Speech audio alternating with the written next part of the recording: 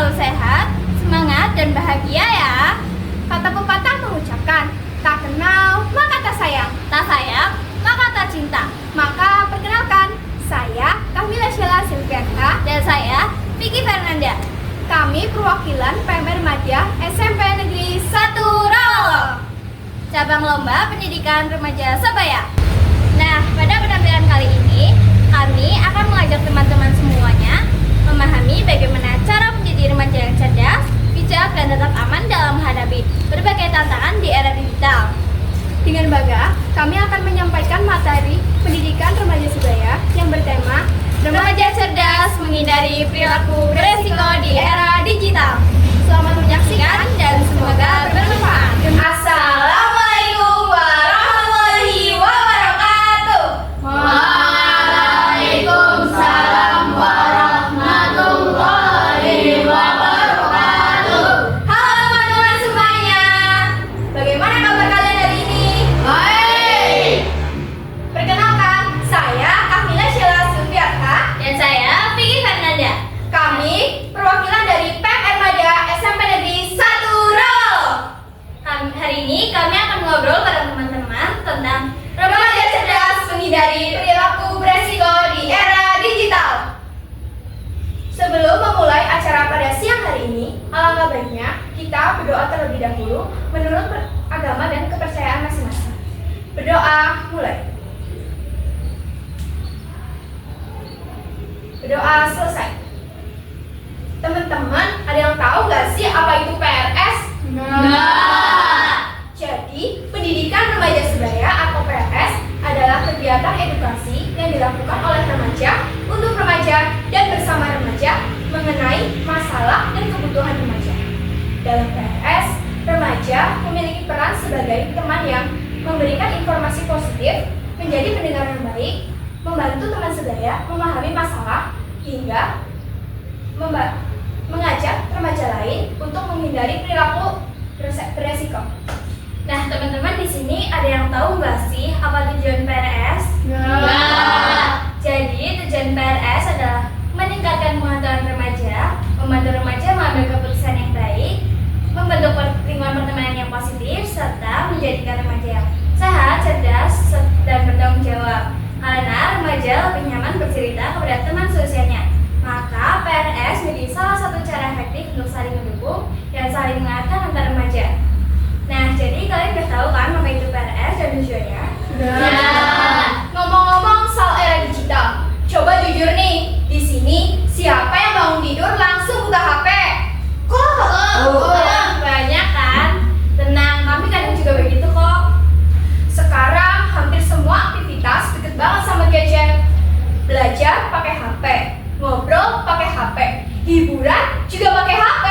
Tapi masalahnya, kalau kita nggak bisa menggunakannya, teknologi yang harusnya membantu malah bisa jadi sumber masalah. Nah, itu yang akan kita bahas hari ini. Tapi sebelumnya, kita ice-breaking terlebih dahulu yuk untuk melatih konsentrasi kalian. Jadi, ice-breaking kali ini adalah permainan tung-tung baru. Kalian udah tahu belum? Oke, kalau belum, kita contohin ya. Jadi, tangan kalian kayak gini bersama teman kalian. Kalau kita bilang up, tangan yang paling bawah ke atas. Kalau kita bilang down, tangan yang paling atas ke bawah. Kalau kita bilang share, tangannya berputar kayak gini. Kalau kita bilang boom, tangan yang paling atas, pukul tangan yang bawahnya. Dan tangan yang paling bawah harus menghindar. Kalau tidak dan kena pukulan, berarti kalian kalah. Sampai sini kalian paham? Oke, kalian boleh berdiri terlebih dahulu.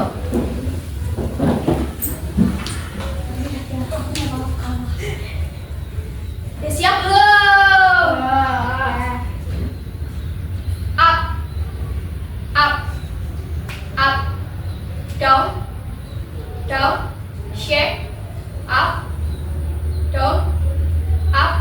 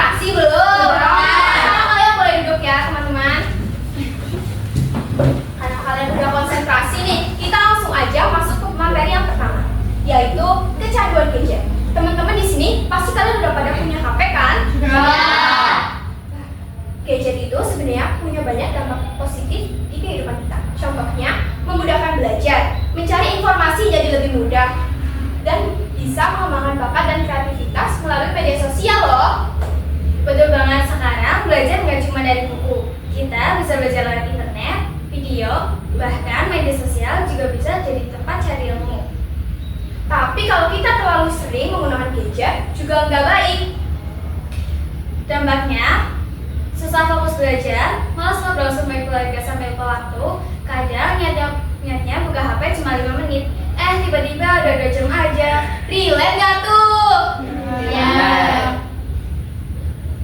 Makanya kita harus mulai mengatur penggunaan gadget. Caranya, batasi screen time, perbanyak aktivitas di dunia nyata, dan gunakan media sosial untuk hal-hal positif. Karena gadget itu alat bantu, bukan pusat kehidupan kita. Untuk materi yang kedua ada cyberbullying. Teman-teman pasti gak asing kan dengan kata cyberbullying? Jadi cyberbullying adalah perundungan yang dilakukan lewat media sosial. Contohnya, menghina di kolom komentar, body shaming, menyebarkan foto tanpa izin, atau sengaja mempermalukan orang lain di media sosial. Nah, betul banget. Kan kita harus berpikir terlebih dahulu sebelum berkomentar. Karena dampaknya serius loh. Kehilangan rasa percaya diri, stres, takut bersosialisasi, bahkan bisa membuat orang merasa sendirian. Kalau kalian melihat cyberbullying, jangan ikut menertawakan.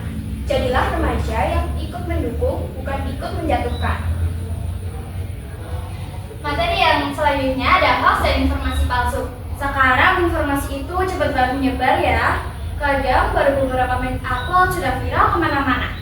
Tapi gak semua informasi di media sosial itu benar. Ada hoax, berita palsu, bahkan editan yang disengaja untuk menipu orang lain. Makanya kita jangan langsung percaya. Biasakan cek sumber informasi, baca sampai selesai, dan jangan asal share. Karena satu klik share bisa berdampak besar bagi orang lain. Dampaknya juga serius loh. Rasa percaya diri, stres,